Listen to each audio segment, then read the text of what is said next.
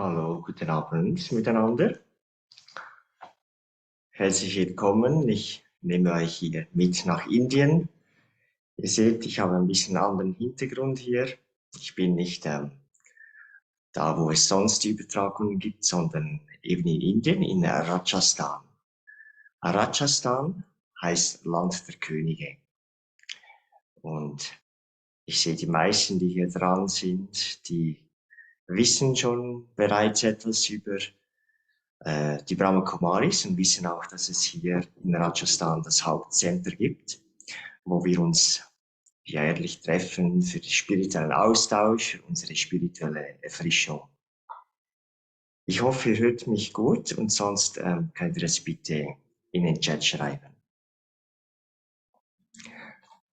Ja, jetzt, wo ich da bin, da kommt mir auch in den Sinn, wie ich vor etwas mehr als 20 Jahren das erste Mal hier angekommen bin. Vorher bin ich lang in Indien rumgereist, habe viele Städte gesehen, auch Dörfer, Wüstengebiete und so weiter. Und dann bin ich hier oben angekommen und habe gefunden, das ist doch eine total andere Welt. Eine ganz andere Welt. Und was anders war, ist, einmal war es total sauber. Alles war sauber hier und alles hat gefunkelt. Und die Leute, ich habe gefunden, die sehen anders aus hier. Die sehen viel glücklicher aus, die sehen zufriedener aus. Und dann die Schwingungen. Das ist eine Sprache, die hatte ich damals gar nicht. Aber ich kann mich daran erinnern, wie ich in einer großen Halle saß Om Shantivan, das ist eine große Meditationshalle, wo seit vielen Jahren tausende Menschen meditieren. Und mir ist aufgefallen, wenn ich mich einfach da hinsetze in der Halle, dass mir da unglaublich wohl ist. Ich habe aber nicht verstanden, warum das so ist. Und nächsten Tag wollte ich wiederkommen, einfach um in diese Halle zu sitzen.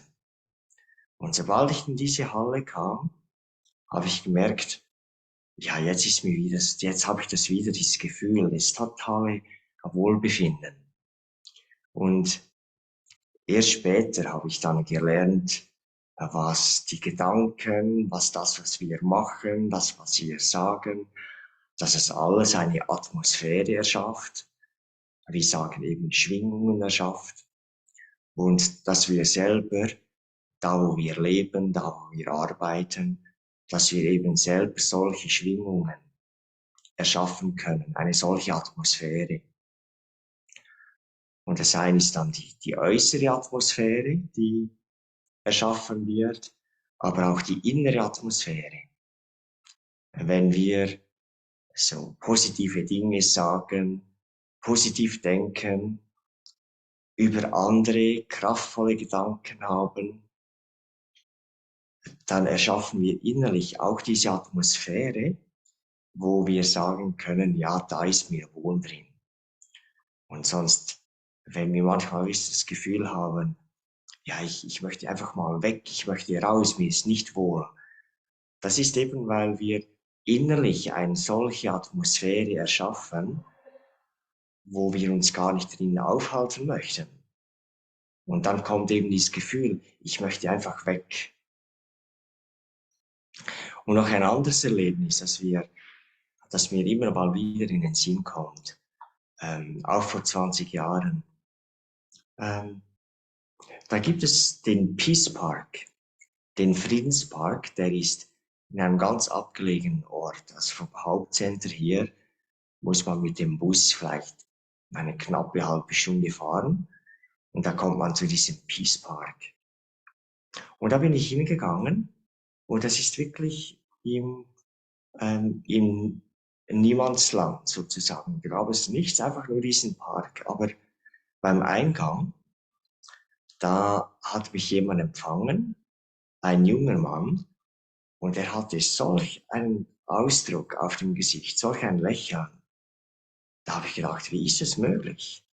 Da draußen ein junger Mann, keine Unterhaltung für sich, da ist irgendwie gar nichts Spannendes, was da passiert. Aber der hat so zufrieden ausgesehen. So zufrieden. Und da habe ich gedacht, das möchte ich.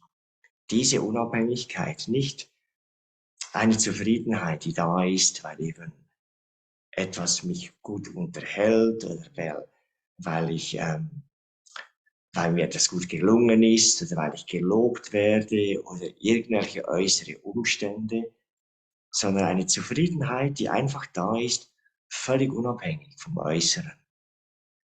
Und das habe ich gesehen auf seinem Gesicht, dass der es für sich gefunden hat. Und das hat mich so fasziniert und alles war neu für mich. Aber da habe ich gedacht, das möchte ich haben, das will ich haben. Ja, das sind jetzt 20 Jahre her und seitdem jedes Jahr komme ich hierher, 2 Wochen in der Regel, um eben diese innere Zufriedenheit in mir zu erschaffen und da einfach zu lernen auch, was erschafft diese Zufriedenheit in mir.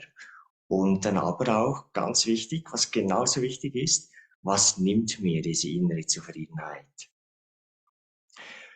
Und was hier faszinierend ist, weil an diesem Ort, ich würde sagen, nichts anderes gemacht wird, als über Spiritualität gesprochen. Man tauscht sich aus über spirituelle Themen mit anderen.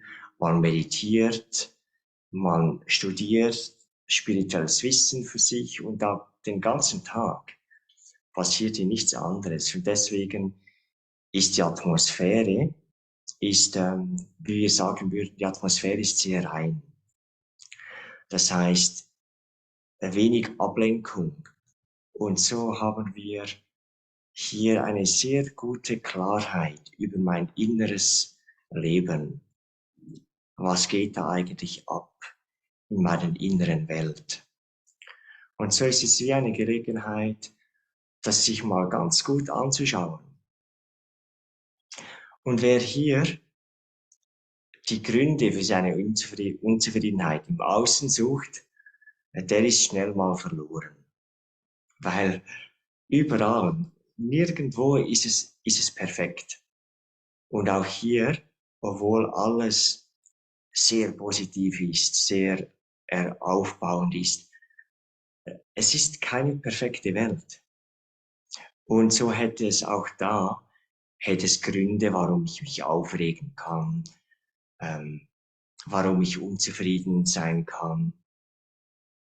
Aber wenn man hier ist, dann ist man man begibt sich in die Situation, wo man eben schauen kann, also, was passiert hier eigentlich in mir, das als Resultat zu dieser Unzufriedenheit führt.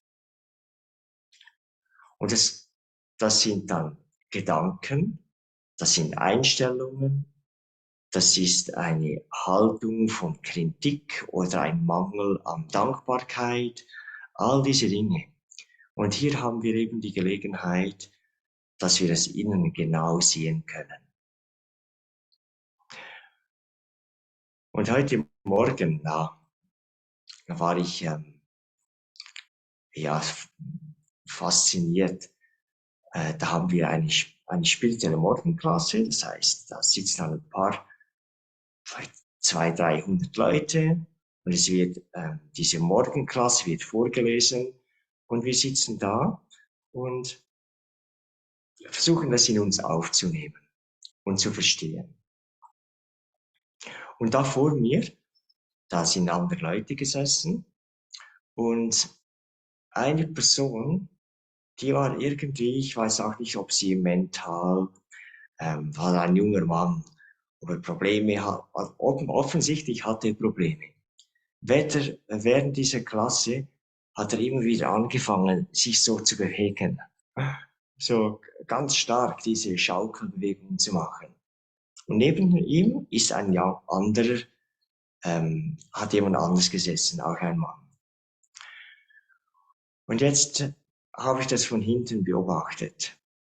Und was würde man normalerweise machen, wenn jemand neben einem sitzt Und man selber möchte einfach konzentriert sein, man möchte aufpassen und neben einem sitzt einem, der konstant sich so bewegt. Normalerweise würde man vielleicht die Hand auf die Schulter legen, sagen, ist alles okay? Oder man würde mal schauen, so zu ihm, so ihm zu verstehen geben, hallo, kannst du bitte ruhig sitzen? Ich möchte mich hier konzentrieren. Oder man würde vielleicht sagen, hey, was ist mit dir los? Kannst du ruhig sein? Aber der andere, der neben ihm saß, der hat während einer Stunde oder etwas länger, der hat nicht ein einziges Mal auch nur den Kopf gedreht. Und im Nachhinein habe ich mir das überlegt und habe gedacht, wirklich wunderbar. Nicht einmal den Kopf gedreht, um ihn zu verstehen zu geben, kannst du ruhig sein oder was ist los mit dir, sondern hundertprozentige Akzeptanz. Derjenige neben mir, der hat ein Problem, das hat nichts mit mir zu tun, ich kann mich trotzdem bemühen, mich zu konzentrieren und einfach diese Situation vollkommen akzeptiert. Und so ist dann er nicht gestört gewesen, noch hat es irgendwie eine konfliktäre Situation gegeben, wo er den anderen dann stören musste. Totale Akzeptanz. Und ich glaube, ähm, das ist etwas, das wir in unserem Leben auch oft so machen könnten. Die Situation einfach so akzeptieren, wie sie ist. Nichts zu machen, nichts zu sagen, aber vor allem auch nichts zu denken. Und einfach warten, bis die Situation wieder vorüber ist. Natürlich, das gilt nicht für alles, selbstverständlich. Es gibt auch viele Situationen, wo wir aktiv sein müssen, wo wir etwas sagen müssen, etwas sagen sollen. Aber wir können uns vorstellen, wenn wir das aus einer inneren Haltung des Wohlwollens tun, aus einer inneren Entspannung heraus, dann ist das, was wir sagen, das, was ich tue dann, ist auch von einer ganz anderen Qualität.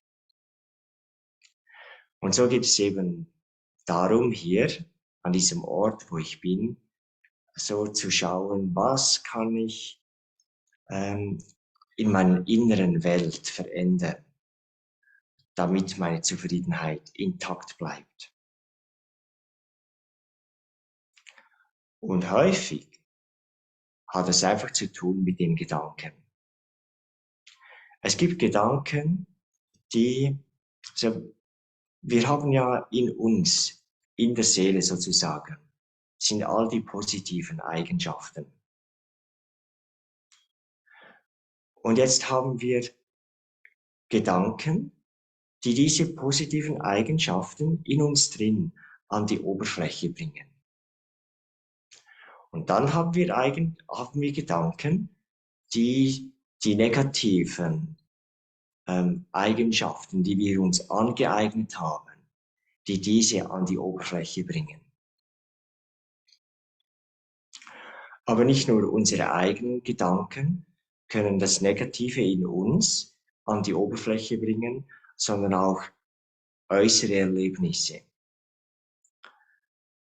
Das heißt, das, was ich sehe, das, was ich höre, das, was die anderen zu mir sagen, das, was die anderen tun, was ich beobachte.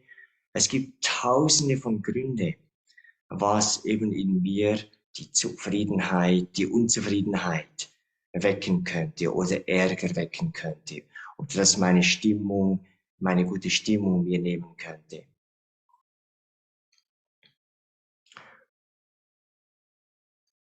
Und jetzt, wenn wir ein Selbstsouverän sind, in Hindi gibt es dieses Wort Swa, Selbst, Raj, König. Ein König über das Selbst. Das heißt, jemand zu sein, dessen Stimmung, dessen innere Stimmung, innere Atmosphäre eben nicht vom Äußeren abhängt, sondern der die innere Kraft hat, die Stimmung selber zu erschaffen.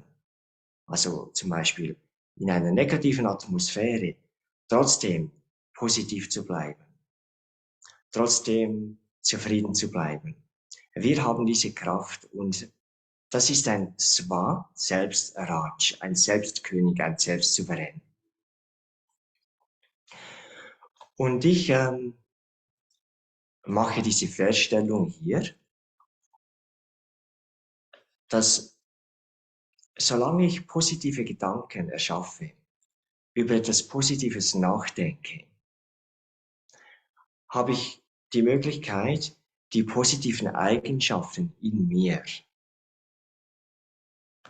diese zu wecken, an die Oberfläche der Seele zu bringen. Und wenn ich aber nicht aktiv innere Gedanken erschaffe, dann wird mein Denken einfach ein Spiegelbild sein vom Äußeren. Zum Beispiel jemandem geht es schlecht und schon habe ich Gedanken von Sorgen. Ja, zum Beispiel. Aber wenn es jemandem schlecht geht und ich sorgenvolle Gedanken habe, nützt es dem anderen etwas? Nie. Nie haben meine eigenen Sorgen jemand anderem irgendetwas genützt. Also wenn ich, obwohl es dem anderen nicht gut geht zum Beispiel, wenn ich trotzdem positive Gedanken, hoffnungsvolle Gedanken, kraftvolle Gedanken denken kann, dann erschaffe ich diese Atmosphäre in mir und ich kann auch den anderen beeinflussen. Ich sehe, jemand möchte eine Frage stellen. Man kann eine Frage in den Chat schreiben, aber ich habe die Funktion gesperrt, wo man die Kamera öffnen kann. Wir haben das letzte Mal Probleme gehabt, wo ungebetene Gäste drin waren bei uns da und die haben uns dann gestört. Und das möchte ich jetzt heute nicht riskieren. Aber man kann eine Frage schreiben und wenn die Zeit dann am Schluss noch da ist, dann kann ich drauf eingehen. So, und jetzt, ich möchte mich auch ein bisschen an die Zeit halten. Was könnte unsere Übung sein für die nächste Woche? Weil wenn wir uns etwas vornehmen für die Woche, ähm, dann können wir,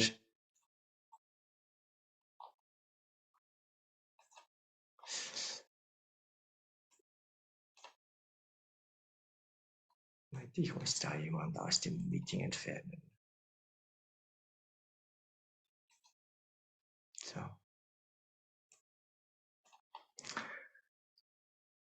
Ist eben gut, ich kann, wenn jemand das Meeting stört, kann ich diese Person entfernen. So.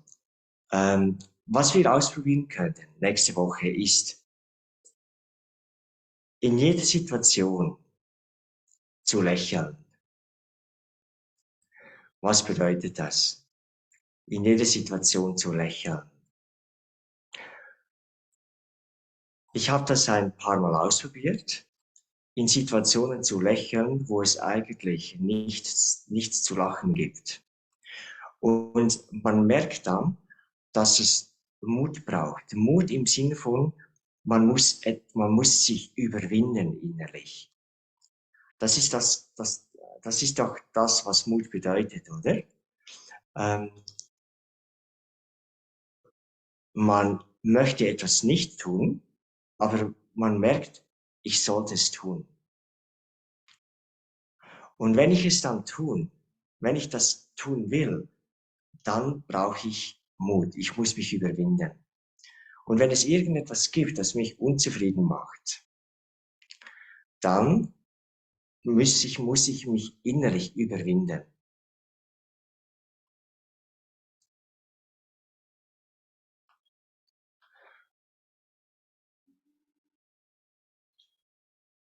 Tja.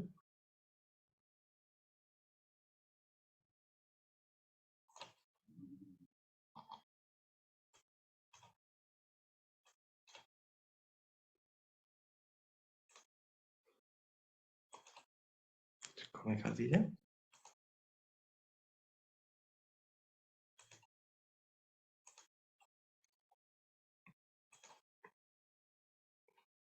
So. Also ich muss mich innerlich überwinden. Und es gibt viele Situationen, wo wir, ähm, wo wir uns irgendwie gestört, herausgefordert fühlen können. Aber wenn ich dann die Entscheidung treffe, jetzt lächle ich, dann hat es sofort einen Einfluss auf meine inneren Kapazitäten. Ich habe gesehen, dass automatisch werde ich dann, ähm, habe ich Zugang zu Kapazitäten, die mir vorher, wenn ich nicht lächle, dass mir dieser Zugang wie verschlossen bleibt. Zum Beispiel, jemand verhält sich gegenüber dir nicht so, wie für dich angenehm ist. Wenn du lächelst, kommen dir automatisch Gedanken wie, ach komm, ist okay, ich kann damit umgehen. Wahrscheinlich geht es ihm nicht gut. Oder nein, ich lasse mich jetzt nicht provozieren. So, oder für jede Situation kann man sehen, welche Gedanken muss ich erschaffen, damit es mir möglich ist, zu lächeln.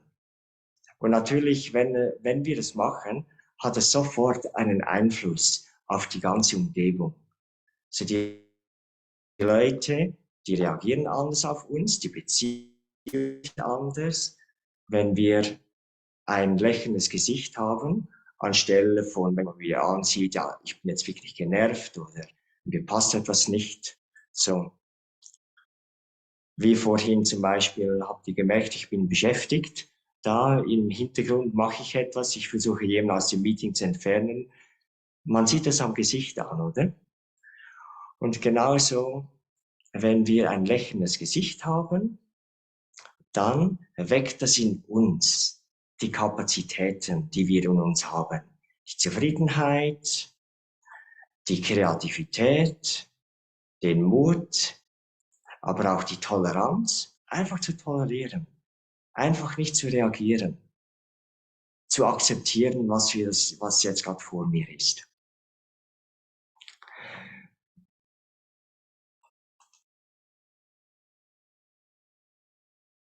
So, dann werden wir jetzt in eine Meditation gehen.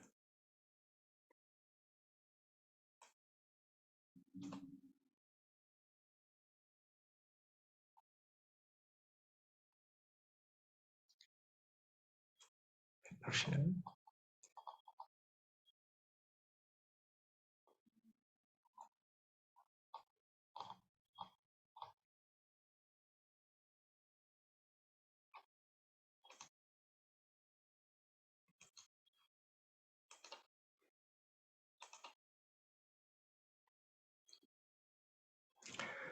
Okay,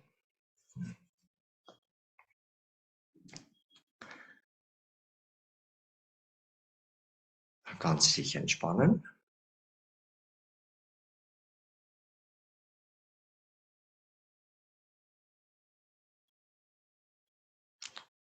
Lasse die Atmung ganz ruhig fließen.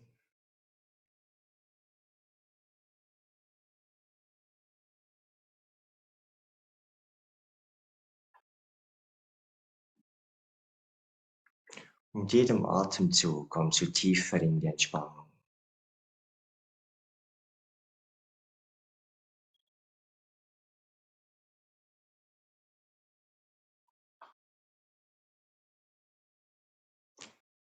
Und ich werde mir bewusst,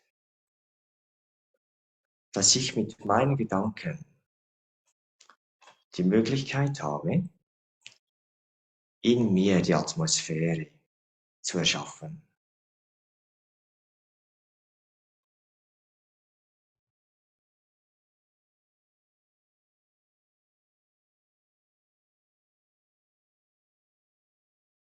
Was immer ich denke, was immer ich tue, was immer ich sage,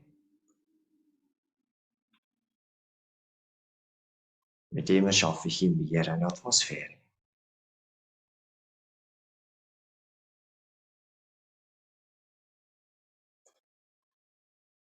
Meine innere Welt ist wie ein Garten. Wenn ich ihn nicht pflege, diesen Garten, dann wächst Unkraut und bald sieht es wild aus, ungepflegt.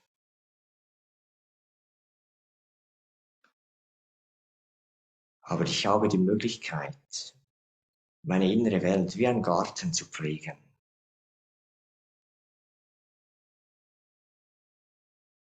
Mit Gedanken der Akzeptanz,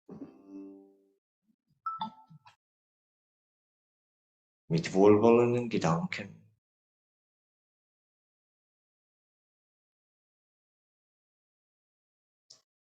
mit kraftvollen Gedanken über mich und über andere.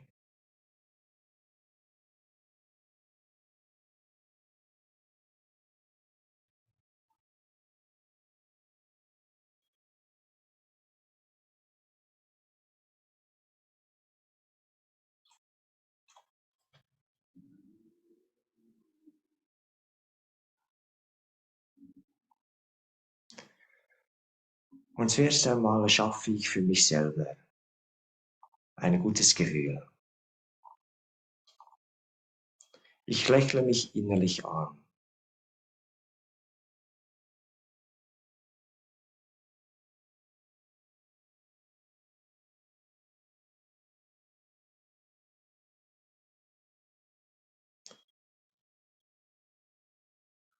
Und ich akzeptiere mich innerlich hundertprozentig. Da gibt es nichts in mir, was mich ablehnt.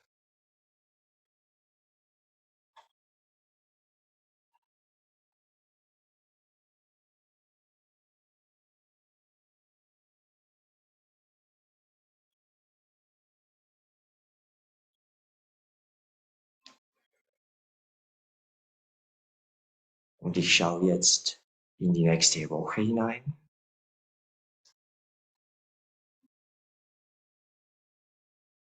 Auf all die Aufgaben, die auf mich zukommen, die Situationen, die Menschen.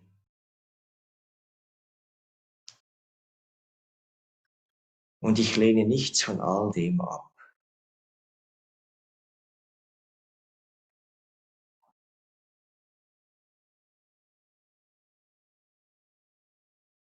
Ich akzeptiere alles genauso, wie es ist.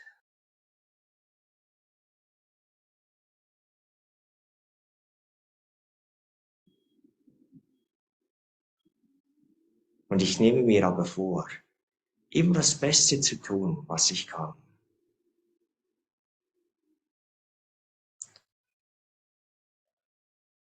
Lass mich überall einen positiven Einfluss haben.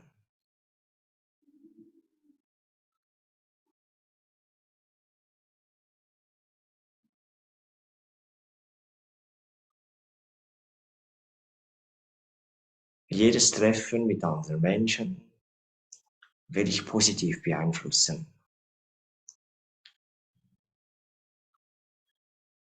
Die Atmosphäre will ich positiv beeinflussen.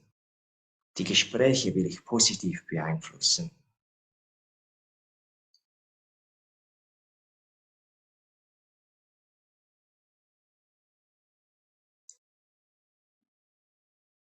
Und stell dir vor, wie von dir aus eine lichte Positivität ausstrahlt.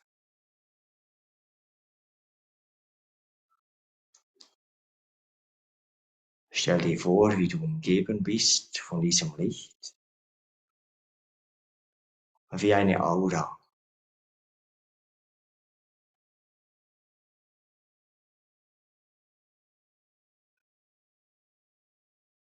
Ein Licht, das eine vollkommen positive Energie trägt. Sieh dich, wie du umgeben bist von diesem Licht. Und wie sich das immer weiter und weiter ausbreitet.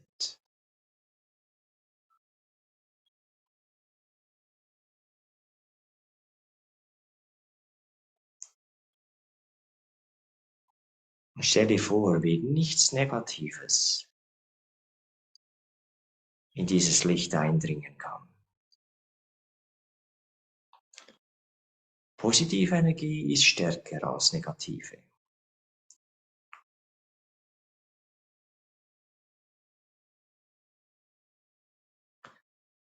Mit meiner positiven Energie kann ich das Negative um mich herum transformieren.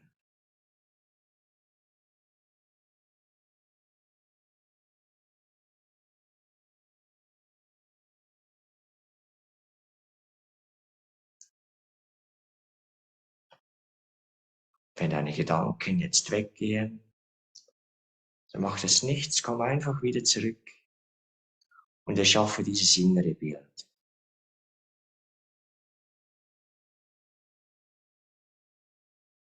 Wie du umgeben bist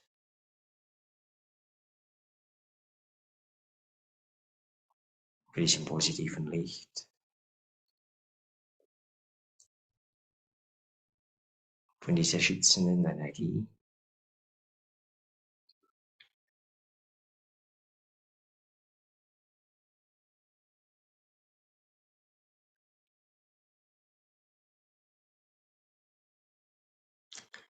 Und jetzt für einen Moment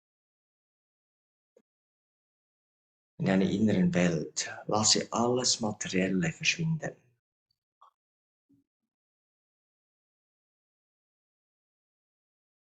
Keine Menschen, keine Situationen,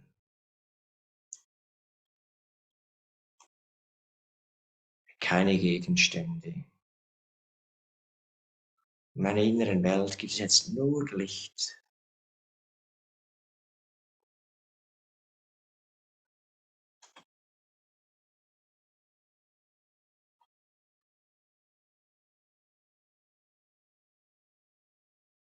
Vergiss alles andere für einen Moment.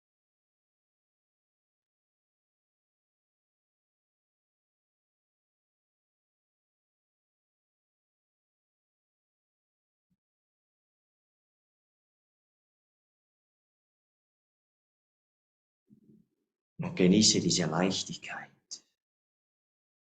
wenn es innen nur Licht gibt.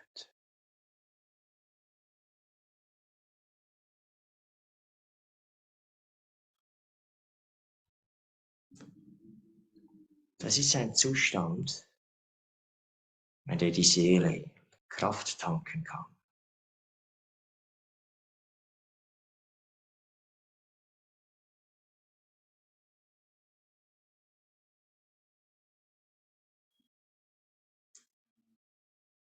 Und jetzt auf deine eigene Art verbinde dich mit dem Licht der höchsten Seele. Stell dir vor, dass es da noch eine Lichtquelle gibt. Von allem Positiven.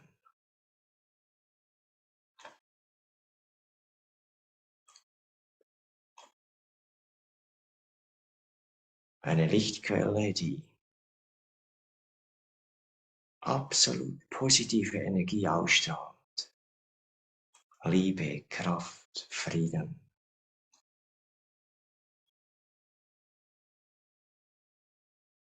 Und nimm diese Energie in dich auf.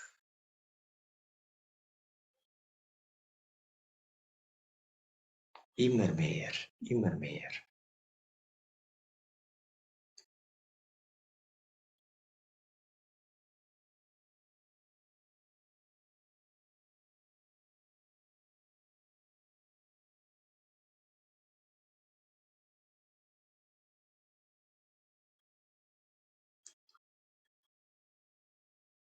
Und jetzt noch einmal, lasse diese positive Energie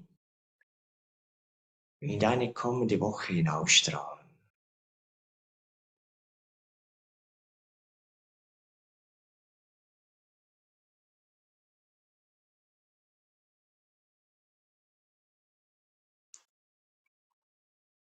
Und nimm dir vor, in jeder Situation zu lächeln,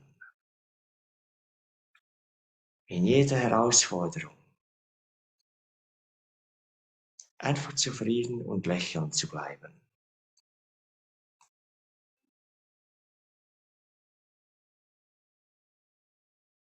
Egal wie die Umstände sind, egal was andere tun oder nicht tun.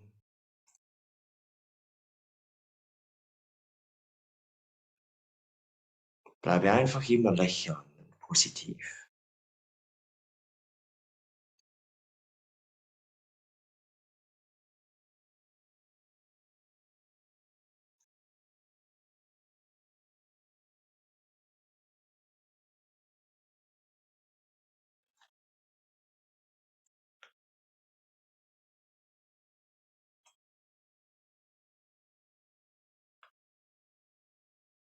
Und für den Rest des Abends versuche diese Gedanken weiter zu pflegen und schau den Effekt, dass es auf dich hat. Wenn du jetzt einfach dann weiterdenkst, was immer kommt, ich bleibe immer positiv.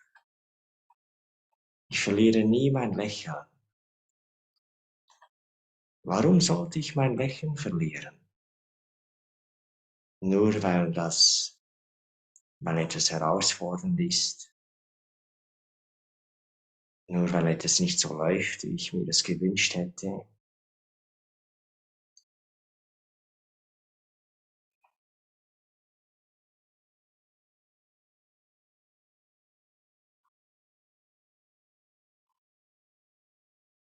So, denke noch 10, 20, 30 Mal diesen Gedanken. Was immer kommt diese Woche, ich verliere nie mein Lächeln. Und schau, wie deine inneren Kräfte wach bleiben die ganze Woche.